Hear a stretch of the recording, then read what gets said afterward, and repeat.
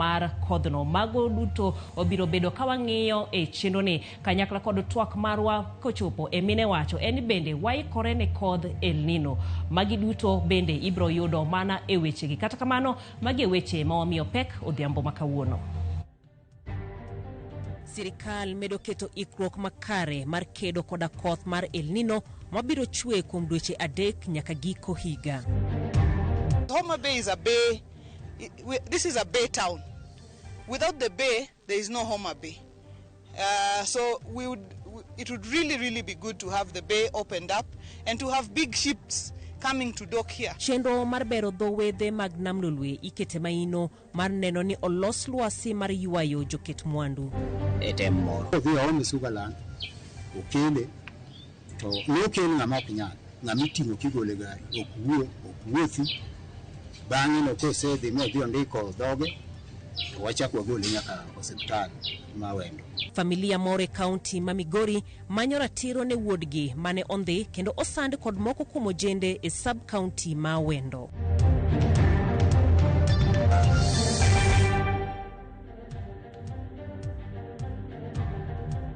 Machiegni wechegi mag ichwelo nyinga Jailieta jaloko marwa en Wilson Ochuka. Parni wechegi bende iyudo kokalo mbui marwa mano mar Facebook nyaka kod YouTube Ramogi TV. Bende nyalo chwalonwa ote magi kokalo lai marwa mar ote machuok ma en 2-3-0-0. Wachako gi weche mag siasa. Kuma jatend piny William Ruto ogolo siem na josiasa mosebedo kakelo tungni mag siasa e kaunti ma Kiambu. Ruto mane lose kar chung od bura mag Gatundu North oramo ni ok obiyie mondo ng'ato kel siasa mag lweny. Gavana ma Kiambu Kimani Wamatangi kata kamano oidore e mbero maliet ka jotelo duto mauke e kaunti no seye kuom tiyo gi kod agoko. Chris Owino nigi ler mathoth.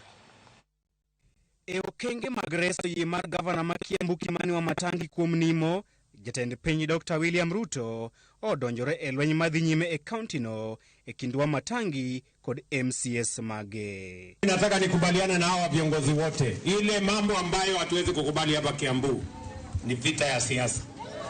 Tunaelewana? Hatutaki mivutano ya siasa.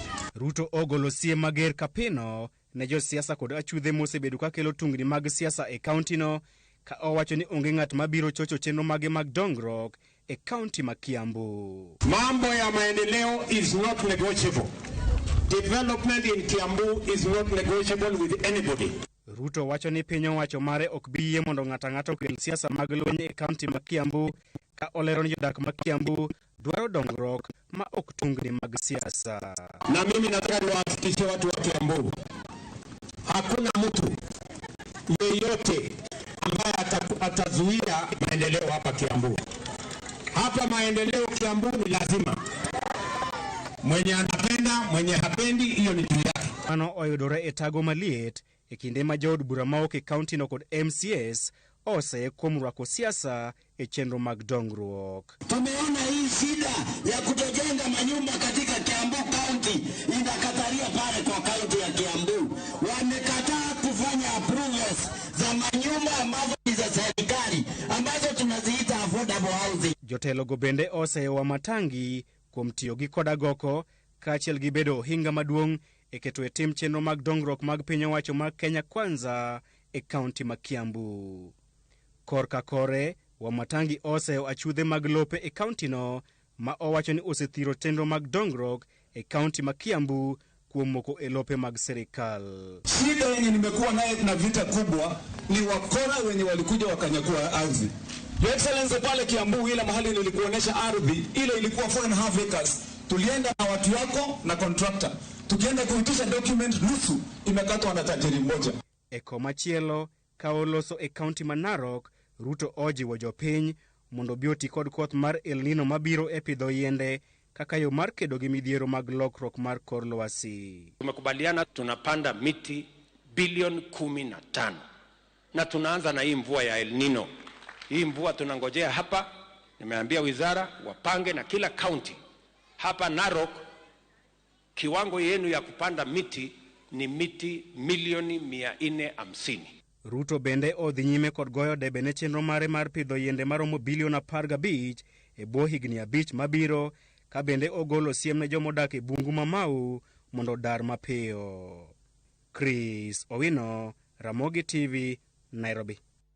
Gavana ma Meru Kawira Mwangazo nyiero chenro ma MCs ma county nontiere godo mar thiche oko konyisogi mondo gipedh elela ketho mage. Koloso kod od fwambo moro mar oganda Jomeru owacho ni MCs go ichuno mondo ket kokgi e chenro mar thiche oko kod josiasa manoyombo e yiero mokalo. Odok ne rekod mare ewi weche mag dongruok molero ni sirkal mare oseketo omenda mathoth e chenro mag dongruok, ataro kod weche mag josike mag siasa. Ngira campaign nocho inda chomiri oraton ni bone tenda wa ikeja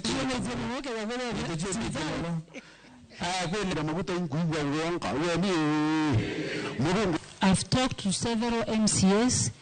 Nisikia what is the problem, because after the deputy president Rigathi Gachagua ambaye alipatiwa nafasi na president wetu kutuunganisha na kutuweka pamoja, we've been working together for more than 5 months, but of late 2-3 weeks ago tumesikia mambo tena, and after calling so many MCAs wameniambia kwamba ni kusukumwa na vyama, na wanaposukumwa na vyama wanaambiwa kwamba watatolewa kwa chama, watafukuzwa. Kwa hivyo mimi siwaonei ubaya, maana wako katika chama na mimi ni independent governor, lakini ninaomba hivi, hata kama watu wanatafuta impeachment, you can't get an answer minus a formula. Huwezi kuweka impeachment ambayo hauna grounds. Tungependa pia kama Wameru tujue what are the grounds ambazo zina lead to impeachment, kwa sababu sisi kama county hatujapoteza hata shilingi moja ya mwananchi. Sisi kama county ya Meru tumekuwa na kazi ambazo zinaonekana, and the few noises that watu wanaweza kusikia nje si mwananchi wa kawaida. Mwananchi wa kawaida ana shida hata kidogo.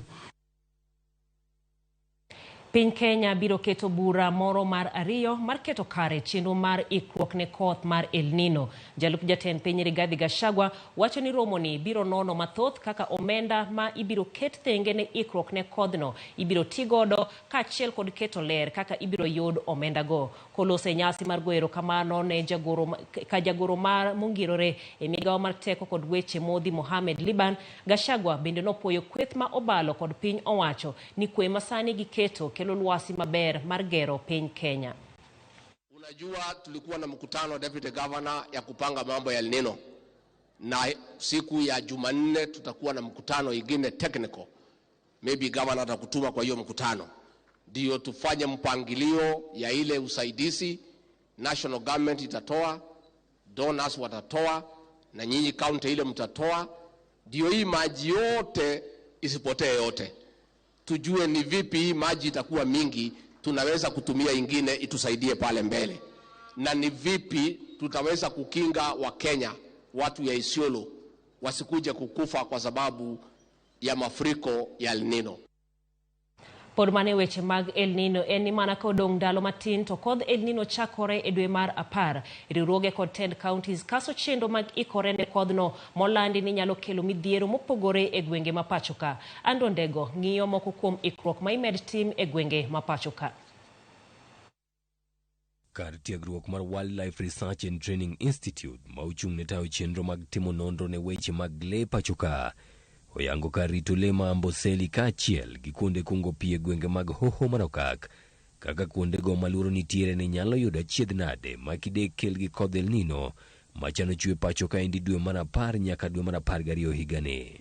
Jatelo mar kar tiegruok no Patrick Omondi ojiwo dwaro mar keto siniani e bero kenge mag rakore gi achiedh nade ma kidek kwako kuondego ma oluwo ni dhi chochi gi kodhno endo mar El Nino.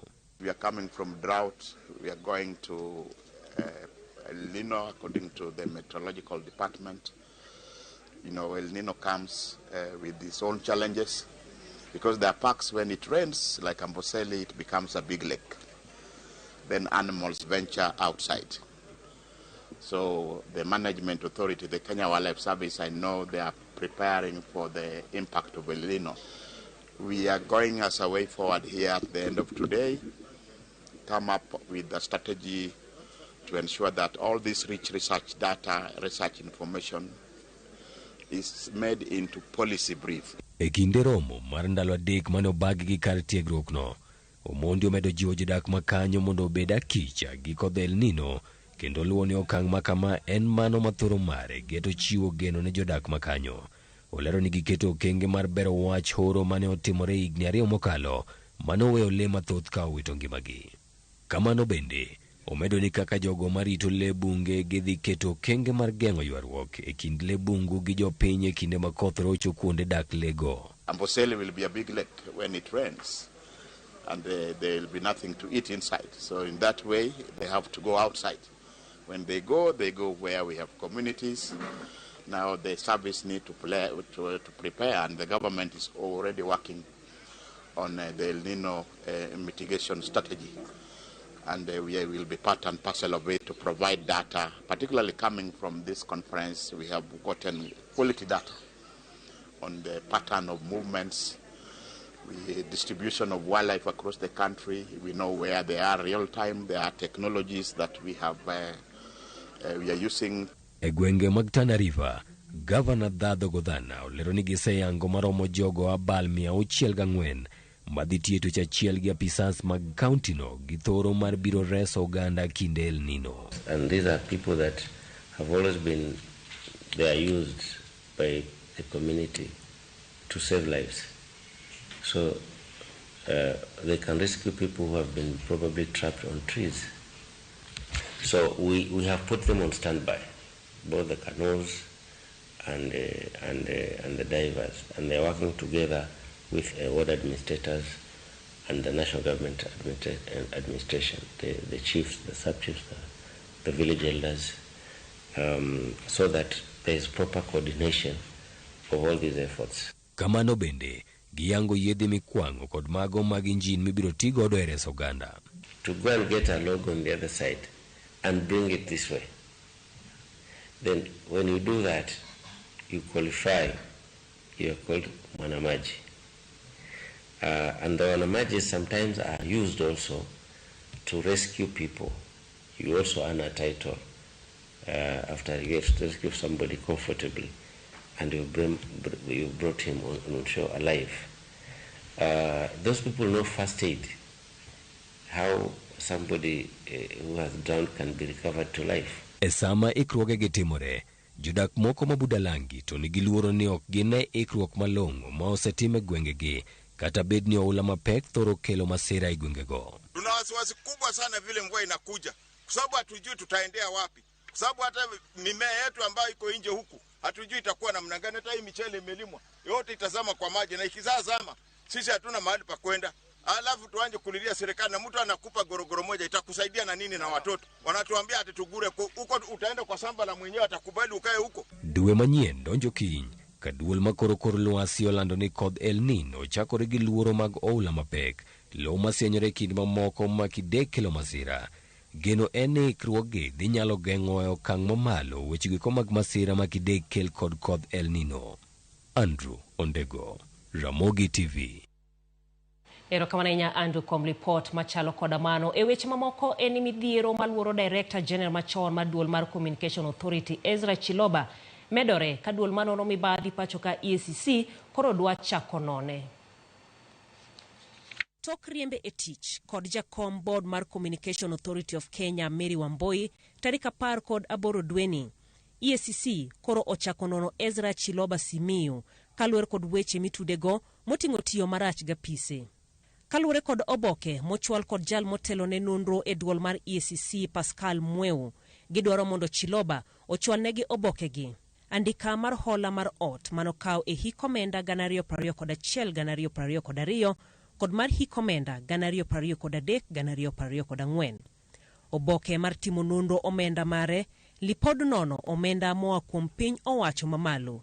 Oboke mane opuodho hola mar udi kokale duol mar CAK, bug hola mar duol mar CAK, kanyakla kod oboke manyiso jokanyo manopuodho hola makamago ne duol mar CAK. Kamano bende, e hola mar ot mane okaw, gidwaro oboke moting'o oboke mar lowo kata title deed, oboke marango lobno kata search certificate, ogirimiti mar winjruok, nonro mar wuon lobno, andika ewi lobno kod oboke moramora machielo motenore kod lobno. Chiloba itudo kod kawo hola kendo puodhore owuon ne hola no mar lowo kokoluwo chenro makare. Iwacho ni ne onyiewo ot kendo nyiewo eka 7 mag lowo kokalo hola kopogore kod eka 1 mopuodhi kokalo chenro mar jotije sirkal. Wang'iyo dongruok makaluwo kuma piny owacho olando ni gibiro keto omenda makore lach mar bero dho wedhe mayudore kaunti ma Homa Bay. Jatend migawo matudo kod lony manyasani Eliud Owalo wacho ni mae biro bedo achiel kuom weche mag dongruok ma jatend piny William Ruto biro mulo e limbe mare e kaunti no giko juma manyien. Owalo bende ne oten kod Gavana Gladys Wanga kod jagoro mongirore e migawo mar arita Raymond Omolo kama ne olero ni bero dho wedhe magin Kendu Bay, Mbita kod Homa Bay biro bero lwasi mar wuoth kod limbe e kaunti no.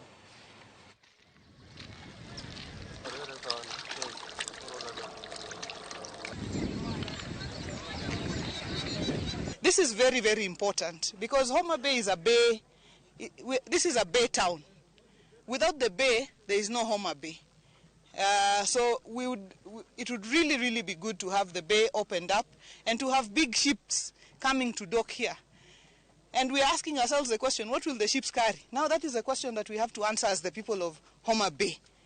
Meli itabeba nini, ikienda nayo, Tanzania, Uganda, na mahali pengine. If these piers are revitalized, we are going to open up this region to commerce with other countries and other regions. So there are 2 fundamental objectives here. Transport for the people of this region and also trade and entrepreneurship and commerce. That will open up this region entirely, and it will facilitate a situation where we have got the people of this region benefiting by way of income. What we are doing is to appeal to the residents of Homa Bay County that these investments are supposed to make a difference in the lives of the people of Homa Bay. So we need to take advantage and ensure that once the projects are completed and even as they are being undertaken, there are opportunities for employment for our youths, and we need to take an interest and participate in them. Riwruok mochung'ne rango dongruok e alwora mar dho wedhe kaunti ma Kisumu mong'ere kaka Kisumu Lakefront Development Corporation oyango chenro mar loko lwasi mar bomano kamenyo dho nam kaka yorno mar ywayo joket mwandu manyalo kelo dongruok kokalo kuom siro kwan mag magawa migero e dho wedhe. To mana kaka lipota marwa Millicent Adhiambo miyo ler, ma en yo mar temo bero limbe e alwora ma Nyanza kod Imbo mar Kenya kokalo kuom tiyo gi nam lolwe kod mwanduge. Ento kigni maheo adek, Bangten County ma Kisumu, Nemuko, moko kuom magawa mane oger e dho nam e bomano mondo ne owe thuolo ne gedo mar port ma Kisumu. Migawo mar limbe sani oduogo kendo mayore yore kod chenro mag gero magawa mag tongona mopogore e dho nam kaka yorno mar bero weche limbe kokalo kuom joket mwandu manyalo kelo dongruok e alwora ma Kisumu. Magawa makamagi thothne igero e dho wedhe e rang'iny mamiyo ng'ama olimogi chalo gi ng'ama odhi tongona kendo ywere e alwora mar nam chumbi. Ber mage matimo dongruok e yor gero magawa makamago e dho wedhe ma Kisumu kod alworane ni godo kendo nyalo kelo ne jodak. Jo Kenya mang'eny ong'eyo mana ka gidwa dhi holiday to gidhi Mombasa mondo giyud kama chiegni gi beach, ama gidhi Masai Mara kama chiegni gi lee miluongo ni the National Park. To koro kaka wasebedo gotende mantie tie nam kendo beaches mabedo maler kama nitie gi kuoyo mantie tie nam, waneno ka jolimbe biro medore, particularly jok maluongo ni holiday makers, ma in most cases have been opting to go to Mombasa or Masai Mara. Koro with a lot of hotels, beach hotels, magerore Kisumbwaka, gerore Homa Bay, gerore Busia, gi Migori. Waneno ka wabiro mana bedo e kiwango achiel gi Mombasa kaka gin gi beach, wambe wan gi beach, to marwa ni moloyo en fresh water, ok otimo chumvi kama Mombasa. Miyo wabedo attractive, miyo wa attract welo, moko gin jo Kenya, moko be oko mag Kenya, moko be wan kuondewa ma jodak machiegni kodwa kae ema biro to yudo services wa offer. Anyal Mabende en manager mar achiel kuom magawago ma ogere dho nam. Omedo ni magawa makamago ka omisir mowinjore to biro yaro kendo bero weche limbe e alwora mar Imbo mar Kenya. Wach mane osir kod nyawadgi Dan Odhiambo. As a region and as a sector, what we need right now, because we already have the facilities, we already have the attraction sites. What we need right now is publicity. We appeal, and we've been working closely with the Kenya Tourism Board, which is mandated to market all the tourism activities within the county. Basically, that's it. There's opportunity. There is potential. We need investors. For investors to come, the basic things must be sorted. Then we can compete not just with Kenya and we can compete with even other countries in East Africa, so that we also drive tourism traffic towards this region. Jodak, Tony Kodwachmane, ewi dongruok mar boma ma Kisumu kokalo kuom kwan magawa ma imedo ger e dho wedhe. Amor sana kuom beaches mikelo Kisumu ka nikech sani koro kelnwa Mombasa machiegni. Koro onge tiende mondo wadhi all the way nyaka Mombasa. Sani wanyalo bira ka at lower cost to wayudo every services ma wadwaro mane wadhi manyo Mombasa kocha. Amor sana kuom rate ma otende mag beaches medore godo e pinywa mar Kisumu kae. Osevo wa pesa mang'eny. Sana nyalo tero nyithinde trip ma ok chandra gi pesa mang'eny. Ka giyudo matin takelo gi akela. Imiya yot ka ajaus rech to welo mobiro go. Kapo ni ok anyalo uso gi otendgi to welo go nyalo samoro wuoga oko. Mage ne kit rech mag wauso, gin rech mwagole nam. Koro gimor gi rech mwauso gi no, kendo gikawe ka chuny gi ler. Otende go, an kaka an gi nyithindo, yuto na tin.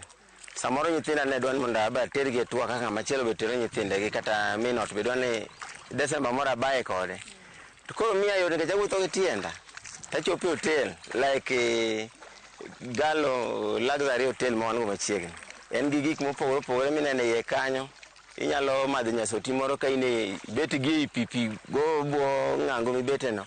Koro aba nyalo moro jooda nikech an kod machiegni ok atiyo gi pesa mang'eny ka dhi manye mabor. Ka wan kijende wachako pith mar gwen. Sani koro chiro konya koso. Wadhi kanyo to wayudo chiro mapiyo piyo. Ami yue be chiegni kata ka ero dhi bayo gi minot kanyo bende adhi adhiya mapiyo piyo.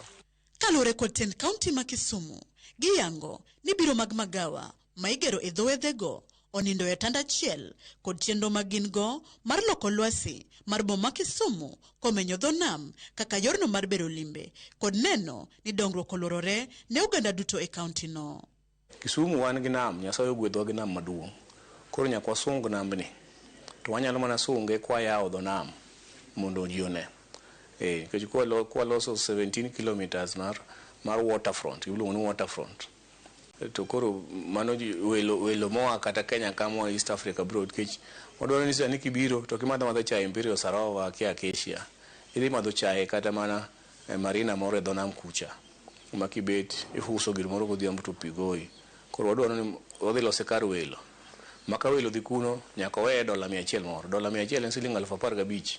Chamo rech kacha, iwuotho dho nam, ikawo boat to chumi. Koro dhi inuwa chumi. Koro local tourist maka gi tourist ma oko bi olemwa. Kendo jo Kisumu town be weekend ka weekend wadhi loso hippo point. Wadhi loso maber mar jo local jo modak Kisumu ka. Ichulo mana siling 300 kendo tidonjo, titero nyithindo to ugo abal to duogo. Kata obedo ni chenro makamagi mag dongruok dhi nyime, rem to pod nitie. Ndara ma gibiro godo ok ber ahinya. Samoro gibiro kata ka koth ne pok ochwe, ka koth ochwe do ka gin loka ma kocha pok gichopo. Koro mano kanyo e marem moro nitie ma ok ginyal neno maber. Koro wakwayo mano ka ndara nyalo biro maber ma chopo nyaka kama gintie to wan be wanyalo mor ka wendo ochopo kaler. Visibility number 1. Cooperation gi associations machalo Lake Victoria Tourism Association number 2. Number 3, PPP, private public participation mokaoji manyalo invest e kuonde machalo makamago. Nikech ng'ata achiel tok nyale. uso nyaka nywakne. Tinywako negi all corners. Inywako negi government, inywako negi as private investors, tinywako negi jogo mabiro wuoth. Wapuoye madalaka. Kaponi dhi wuotho kamoro, kaka jawuoth, dende wuodhi. Kaponi nitiere kumoro mineno ni nyaka wakonyre godo mondo walosi, dhano ema koso, miwauru feedback mondo watim nade, mondo wager Kisumo wane jowuoth, both business and leisure travelers. E sama Kisumu medo bero weche limbe kokalo kuom dongruok e yor gero magawa e dho wedhe, jopiny to nigi wach mane kata lokruok mage gombo no bedie. Agombo ni ubede gi gimoro manyasesitaji manyalo konyo niyawa gini kokel kacha 30% kata 70% mag community oyude tich e kanyo, oyude kata askari gongo joma jo KK guards yomo kucho. Jokanyo yango ni gerwako chenro ma kaunti ni godo mar gero apaya mar kilomita 26 e dho wedhe ma bende biro mwonyo omenda maromo bilion 1.4 ka giwacho ni mano biro medo ywayo joket mwandu kendo bero yore mag yuto e kaunti ma Kisumu. E seche ma jokanyo kaachiel kod ten kaunti temo keto okenge mag bero weche limbe kokalo kuom medo kwan magawa e dho wedhe, jopiny bende yango ni okang' ma kamago miyo gi yot kotenore kod weche tongona kendo medo kelo negi dongruok machiegni kodgi. Millicent Adhiambo, Ramogi TV, Kisumu County. Aneno ka jopiny wacho kanyero ni koro Kisumu chalo Mombasa, koro kochuro ni mondo gidhi kadho wadh nam chumbi mondo koro giyud mit machalo koda manero. Kamana inya Millicent Adhiambo kom reporter mabende ikelo nanoero. Eric Nyumba kantiere Kisumu inyisa kindi ni amor kod weche manyien mantiere kawuono. Wacho ni at least kawuono ogen mago mabende toyo chuny oganda. Kang'iyo Facebook page marwa Okoth Morris wacho ni neno maler ka intiere Game Sub County. Dantes Japati wacho ni intiere Ligala Kabiero, kiwuok dala mar Kibra Jagemiala Marenyo wacho ni bende iluwo weche manyien e yonoero makare kabisa. James Frederick wacho ni intiere live from Mombasa. Nyaimbo Ken ibendi wacho ni ineno waka intiere Mombasa. Ananeno Ramogi TV kawuok Abondo Kasipul kendo wamor kod tich ma Excellency Governor Wanga opango chenro mage e county ma Homa Bay. Mano kanyero David Owuoth ka George Oduoka mar Nguku Kanyadoto iwacho ni woro kaka pong Nyasaye rego mos sani koro orego chiloba erokamano ahinya kuom ote machalo koda mago e kinda mamoko mabende okayudo thuolo mar somo. Odhi mana e yueyo machok pod oduogo gi mathoth, kik idhi mabor.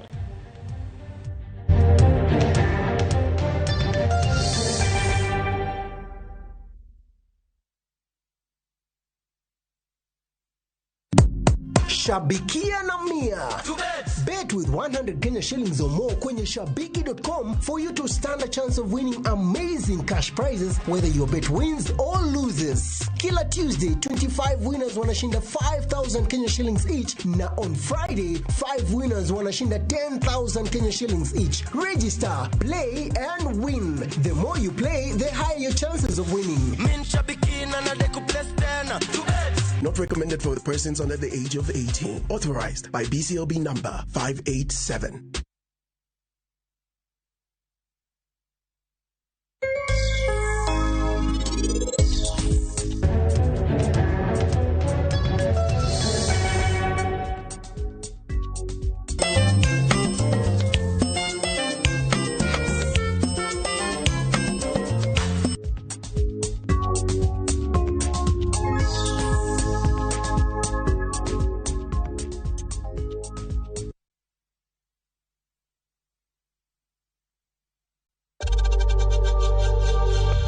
We know times are tough, so save money by buying airtime from M-Pesa to any network with zero transaction fees. Dial *487*2# and get your airtime PAP with zero transaction costs.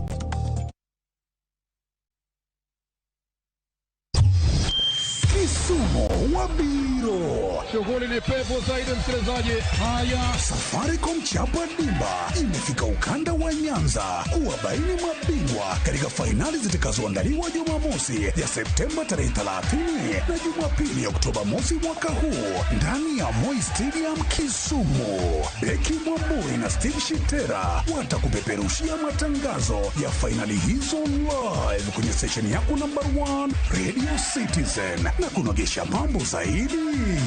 Mzazi Willy M. Tuva na DJ Flash tutakuletea Mseto Extra Live kutoka uwanjani jijini Kisumu. Safaricom Chapa Dimba. Cheza kama wewe. Jipange na view sasa uduogi beri matut. Yurtulu warbedi jaloch maro menda milo pile ka pile ka ineno tuke malombo ji e view sasa gisilinga par kende. One kod alof miachiel milo pile ka pile nusu milion milo juma ka juma kod grand draw mar milion adek. Moro ibedi jaloch kima itimo yoto mokalo. D*487*3# yerka monde kini jipange na view sasa. Bange yerka monde kini package money points mabiro keti tulu maber mar bedi jaloch mar milion de modhuro. Jipange ushinde na view sasa. Jipange na view sasa biro na ywa tolko kal namba mar 079 Weche kod chike mantie nyaka tolu.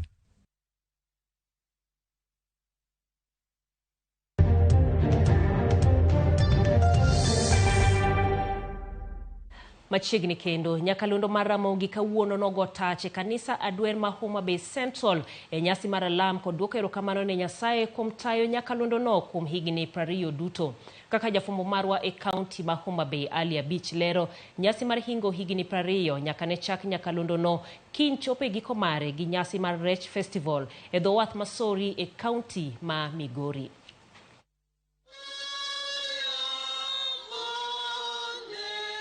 E kanisa Adwen ma Homa Bay Central SDA ka chudbura ma Homa Bay Town, jolendo mag nyakalondo mar Ramogi ne oriwore gi jokristo kod johera mag-gi mane oyuoro kar rombgi e nyasi mar alam kod duoko erokamano ne Ruoth Nyasaye kuom tayo Ramogi kuom higni 20 duto nyaka ne nyakalondo mar Ramogi ma bende en nyakalondo ma otelo e piny Luo chako chenro mag lendo. Kweth mar nyakalondo mar Ramogi mane oyuoro e nyasi mar alamno ne otelnegi kod cluster manager Nancy Kwamboka, jatend nyakalondo mar Ramogi Victor Joma kod jalupne Ruth Ochieng e kind jolendo mamoko.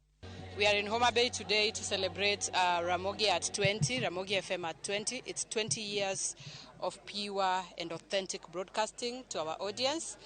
We are here at the church because first we have to say thank you to the Almighty God for giving us the good health, for giving us the strength and the wisdom to serve his people, because through radio our people have been educated, through radio our people have been empowered, and through radio our people have always stayed informed.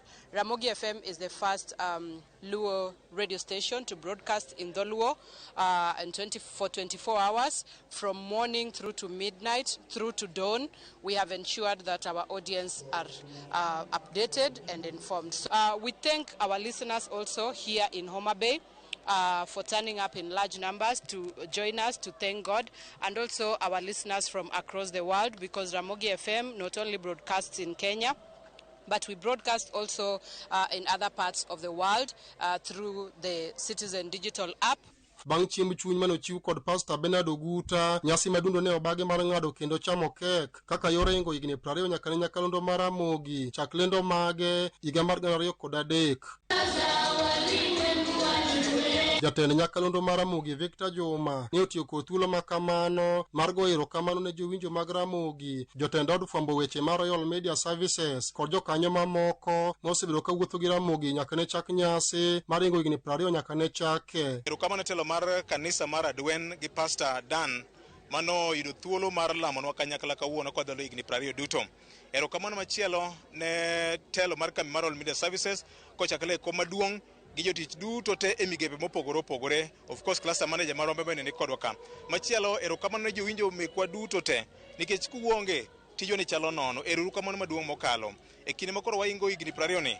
Erokamano ne jowa motinowa machalo Ena Koch gini, machalo credit to *264# mabende mi yot mar nyawo credit e yo mayot mokalo. Erokamano ne Mbogo T, Highline Motors, Oasis Medical Health Facility mantiere Migori. Erokamano bende ne en coach asewacho kanyo Taifa Gas, Waterbus East Africa, mabende isui mayom kikadho nam lole kidhi Mfangano nyaka Sori. Odiochieng' makiny nyakalondo mar Ramogi dhi bago nyasi mar Rech Festival e tielo mar adek ma idhi tim e dhowath ma Sori e kaunti ma Migori, ma bende madhi tieko nyasi duto mosebedo ka ingo go higni 20 nyaka ne chak Ramogi. Kiny wan Sori e Rech Festival tielo mar adek watime kaunti ma Migori kaunti kuom thuolo mokwongo. Wan kod puonj modhi wang' achiel mag weche mag kungo gi hola, weche mag ngima mag jonam, weche mag chiro, rito alwora marwa, ngima dhano, health e kin mamoko. Waikunu mathoth odiochieng' mag kiny Sori e dho beach kacha. Jadolo e kanisa dwen ma Homa Bay Central Dan Sidho ka achiel kod jokanyo mamoko ne opako chenro mong'ith mar Ramogi osebedo ka timo. Mondo akaw kindeni mondo agone Nyasaye erokamano mar kelo tudruok maber gi Ramogi FM mondo mi gikel chenro machal kamani e kanisa ka gibiro gone Nyasaye erokamano for having worked with them all those 20 years. We are humbled to say thank you God, thank you Ramogi for having seen it good that you be here together with us in this good ceremony. We are so grateful. We are standing with our members, with our clients, and we are so grateful to partner with Ramogi TV and Ramogi Radio. This is a very great day for us. We are really grateful and thankful to RMS and Ramogi FM at large for this opportunity. Basically, our platform is where we buy and sell airtime via *264#. We are happy to be part of the 20th anniversary. Alia Beach, Ramogi TV, Homa Bay. Weg nyamburko kachiel gi jokanyo mag riwruog nyamburko ma 2NK Sacco oido tiegruok ma obagnegi kod kambi mar okumba mar Director in Assurance e weche masira mag apaya to gi kaka ginyalo chwalo ng'ur mar yudo kony. Jatend weche uso e kambino Chris Katiwa lero ni thoro mar tiegruok makama en mar yango ne weg matatugo okenge mowinjore gi kawo e chwalo ng'ur magi e seche ma masira oyudo gi apaya. Jotelogo lero ni gigeto bago chenro makama e kor gwenge ma pachoka mar chiwo tiegruok e weche wuoth kendo yango yore mag rakore gi masiche mag apaya kachiel gi yango ber mar tiyo gokumba.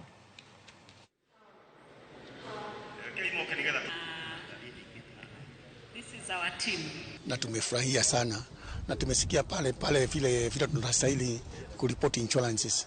Immediately mtu gari ikipata accident ama ikipata kitu lolote tunaibidi siku hiyo tu mtu anaripoti kwa agency yetu ya 2NK, alafu ndio wanafua hiyo mambo kwa insurance company. Kitu kilikuwa kibaya zaidi ni wakati gari imefanya accident, dereva ananyamaza, mwenye gari ananyamaza, alafu baadaye anakutwa na problems za claims. Hajaripoti kwa insurance, hajapeleka makaratasi kwa insurance company.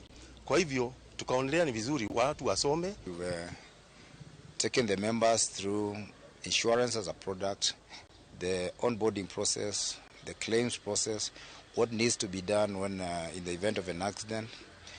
We've also taken the members through what insurance means, what the covers that they buy, the limitations of the covers, the scope of the cover, and more importantly, the exclusions of the cover. There are some areas where our clients fall short of. For example, in terms of reporting claims, whenever they're served with court documents, which have legal implications on their end. So we're bringing them up to speed on how to go about court processes. And whenever they're served with any of these documents regarding or pertaining to a claim where an accident has occurred, I'm glad they're up to speed.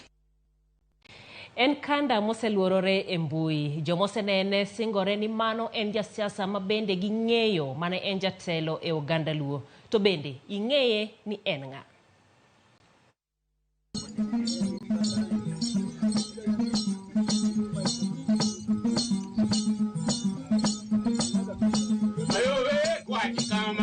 Kagwanga wiro jowa mang'ia mayowe kwachi kono jango kagwanga wiro jowa mang'ia mayowe kwachi kama jiwa kagwanga wiro jowa mang'ia kawero rinyo koyugi od nyamini chokaga menga nyake oto lukorodo od nyamina sonaka yak norinyo koyugi nobeno sono kobada to nusumo wiro jalendo.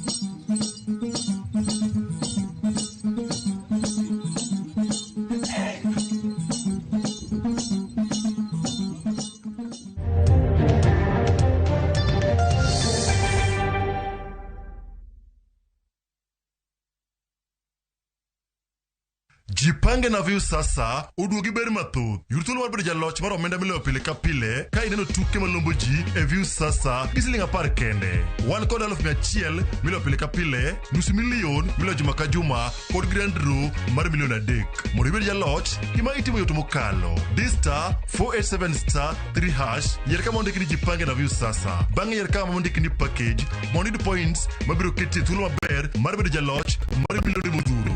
Jipange ushindi na view sasa. Jipange na view sasa biro manajiwa tol kokal namba mar 070966700. Weche kod chike mantie nyaka to luw.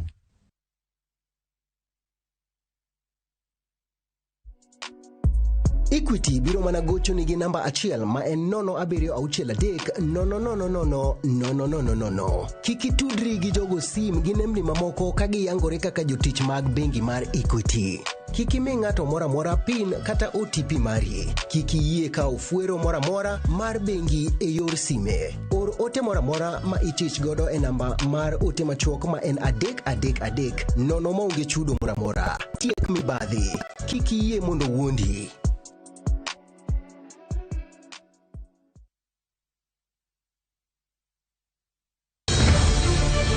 Gik ma wedewa nyalo dwaro ni watim nyalo miyo watim yiero ma ok kare. Jogi sanda sakasa, kegi matim koro. Min chi wuoyi dwaro nyakwar, to ma miyo wuode kod chiege onge kwe e odgi. Ang'o mikonywago? Tiji e dang'o e ot ka. Ere nyakwara? Kinde duto manotimo mondo yud nyathi ok ne nyag olemo. Abro nyuol, an be bedo naonge nyathi ok mora. Jodgi nochano gima ne giwe ni kare. Nayudo nini nyako moro. Kare gik mane gitimo mondo gichop dwaro mar miyoni ne okelo andhoga kod tungni e ot. Bedo gi horuok en kido maber kendo konyo. Paro nyadiriyo. Ewi Nam Cinema, Jumapil saa 2:15 mar otieno kod saa 4 otieno. Kik bali.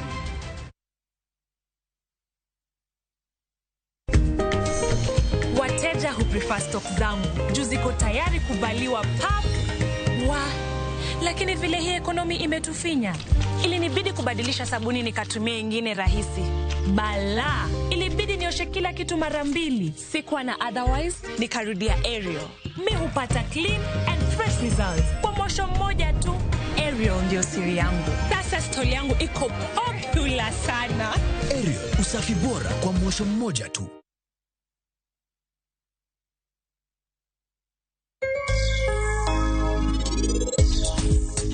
Angade ni polisi nyalo katamaki in. Enango, matine nitemo boga. Jane omera, anami manasiem.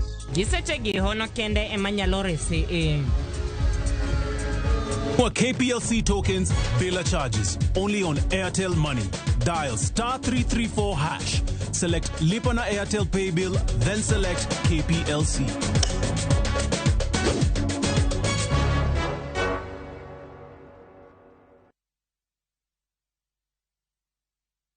Wakelo ni mok kuon mar Joymax Maize ma en gino makare ka imedo e chimbi mapile. Mok kuon marwa ok ni kod ndhadhu kende, to en kod madini mathoth mabeyo ne ngimani. Olose kod bando mabeyo ma oyier kendo regi e yo makare. Joymax Maize Meal iuso e nengo moyweyo ne ji duto madwaro dak e ngima makare. Kata ka idwaro medo teko mar dendi kata rito roteke mag dendi, yiero makare en Joymax Maize Meal. Teme kawuono mondo iwinj ber mar dak e ngima makare. Oyudore pacho kai mangima e duka kata supermarket mantie machiegni kodi.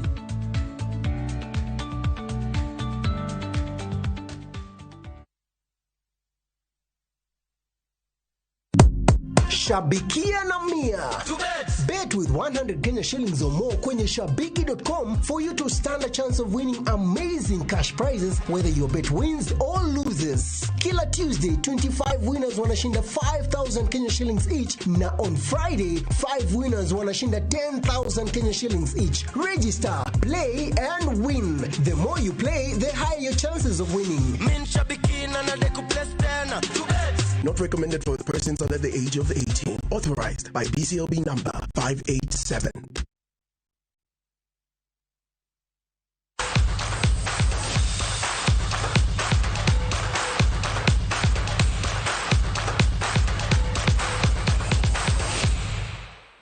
Wadonje paw tuke kuma Obunga FC gi Plateau Queens magin timbe mawuok e kaunti ma Kisumu ong'ado tiko mar donjo e finals mag chapadimba mibiro bagi odiechieng' makiny e alap ma Moi kaunti ma Kisumu. James Opondo noluwo tuke mag nus finals kendo kelonwa lipot kowuok e chuny boma ma Kisumu.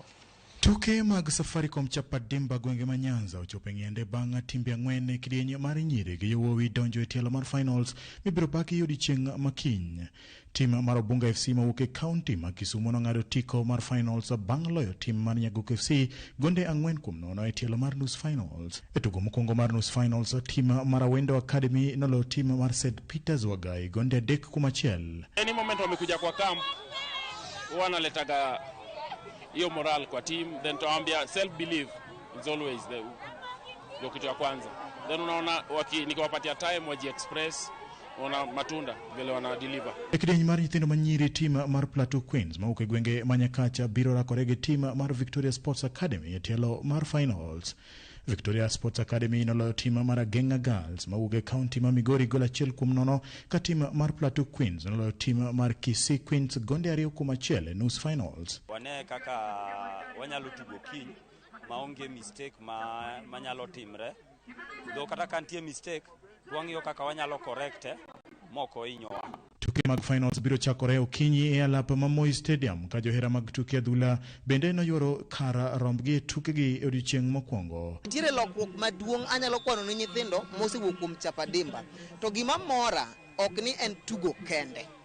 Sama wabiro kaka koro wabiro Kisumu ka wan gi collaboration gi companies mopogore opogore. For example, nyocha ka wabiro Kisumu ka waloso gimiluongo ni medical camp hema mar thieth. Joloch biro yudo omenda maromo shillings 250 ka tim mabiro tike thuolo mar ariyo biro dhi pacho gi shillings 150. Tielo mag nus finals e tuke mag chapadimba mokelo kanyakla timbe mawuok e gwenge ma Nyanza oserumo ayanga ka joloch ma kawuono biro donjo e finals biro bagi odiechieng' makiny e lap ma Moi Stadium. James Opondo, Ramogi TV, Moi Stadium, kaunti ma Kisumu.